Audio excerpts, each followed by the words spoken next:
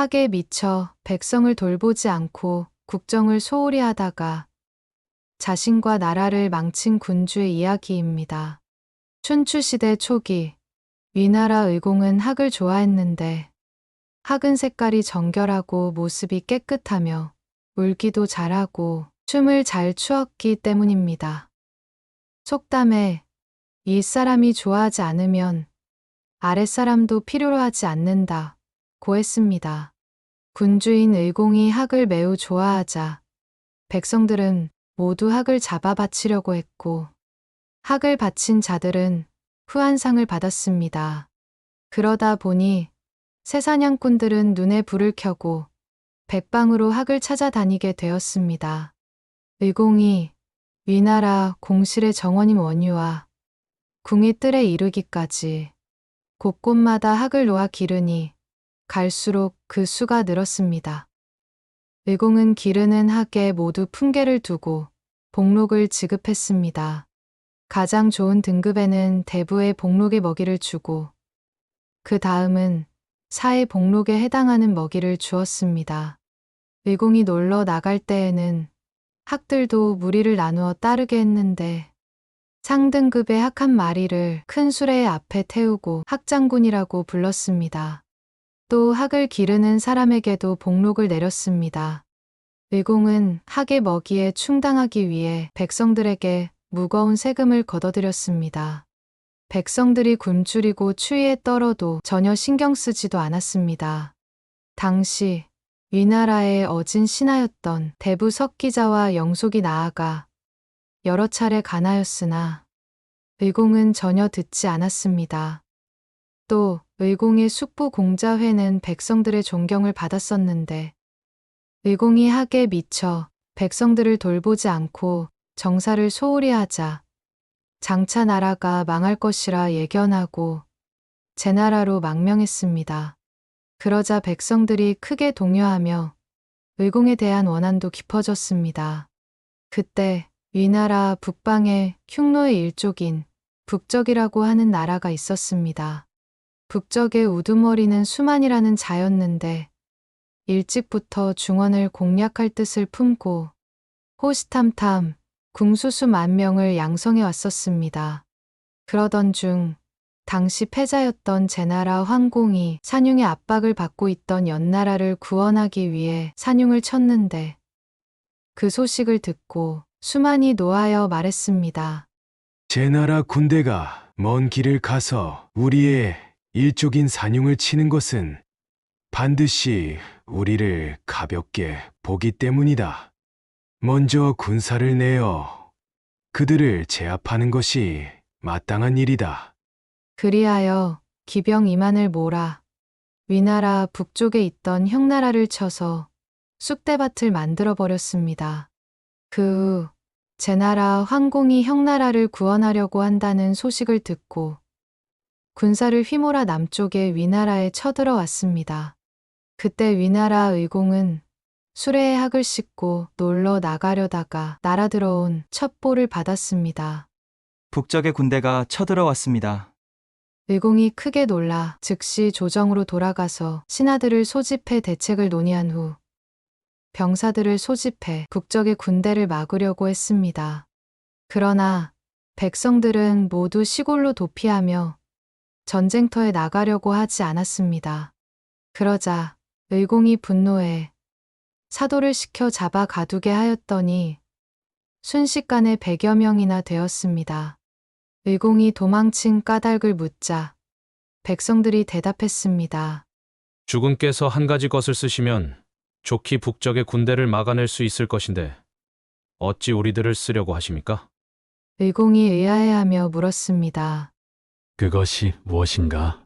백성들이 대답했습니다. 학입니다. 의공이 물었습니다. 학이 어떻게 북적의 군대를 막을 수 있단 말인가? 그러자 백성들이 대답했습니다. 학이 싸울 수 없다면 그것은 쓸모없는 것인데 주군께서는 쓸 수 있는 것은 버리고 쓸모없는 것을 기르셨기 때문에 백성들이 복종하지 않는 것입니다. 다급해진 의공이 말했습니다. 과인의 잘못임을 알겠노라. 학을 해산하고 백성들의 뜻에 따르면 되겠는가? 그러나 백성들은 말이 없었습니다. 그때 대부 석기자가 말했습니다. 주군께서는 빨리 실행하십시오. 늦을까 염려됩니다. 마침내 의종은 사람들을 시켜 학을 날려 보내게 했지만 학들은 본래 먹이로 길러진 까닭에 살던 곳을 맴돌 뿐 끝내 날아가지 않았습니다. 석기자와 영숙 두 대부는 직접 거리로 나가 의공이 잘못을 뉘우치고 학을 날려보내고 있다고 설득하자 백성들이 비로소 점차 모이기 시작했습니다. 북적의 군대가 이미 형택에 몰려왔다는 급보가 순식간에 3차례나 있었습니다. 석기자가 아뢰었습니다. 적의 군대가 용맹스러워 경솔히 대적할 수 없으니 신이 제 나라에 가서 구원병을 청하겠습니다. 의공이 낭패한 모습으로 말했습니다. 제 나라에서는 지난날 주나라 왕실의 명을 받들어 우리나라에 쳐들어왔다가 부군의 상중임을 알고 물러갔었습니다. 그러나 우리나라에서는 사신을 보내 살해도 하지 않았고 수교도 하지 않았는데 어찌 감히 구원을 청하겠습니까? 한번 싸워 존폐를 결정짓느니만 못합니다. 영속이 말했습니다. 진이 군사들을 이끌고 북적의 군대를 막아보겠습니다. 주군께서는 성을 지키십시오. 의공이 말했습니다. 과인이 친히 출전하지 않는다면 백성들도 최선을 다하지 않을 것이오.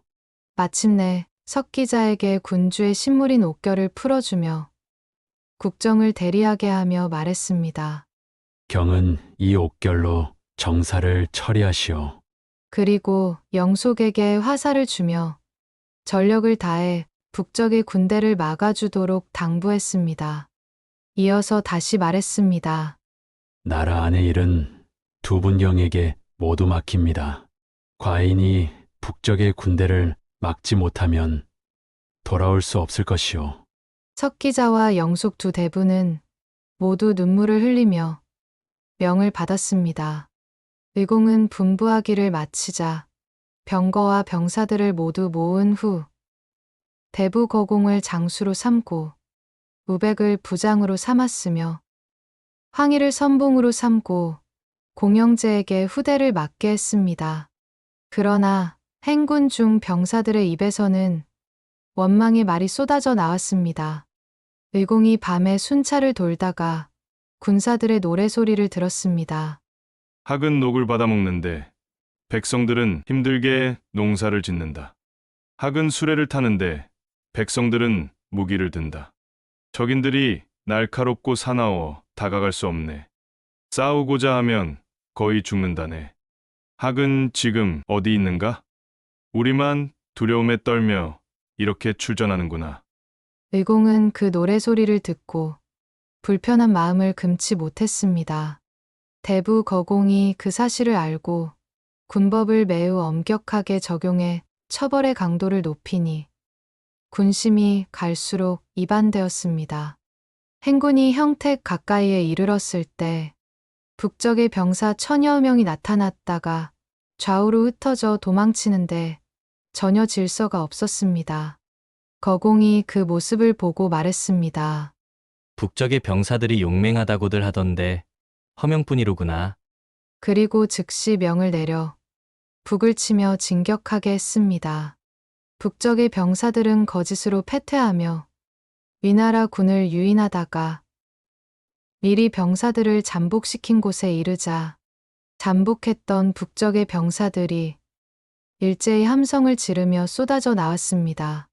그 함성 소리는 하늘이 무너지고 땅이 꺼지는 것 같아 위나라 병사들은 3분오열되어 갈팡질팡하게 되었습니다.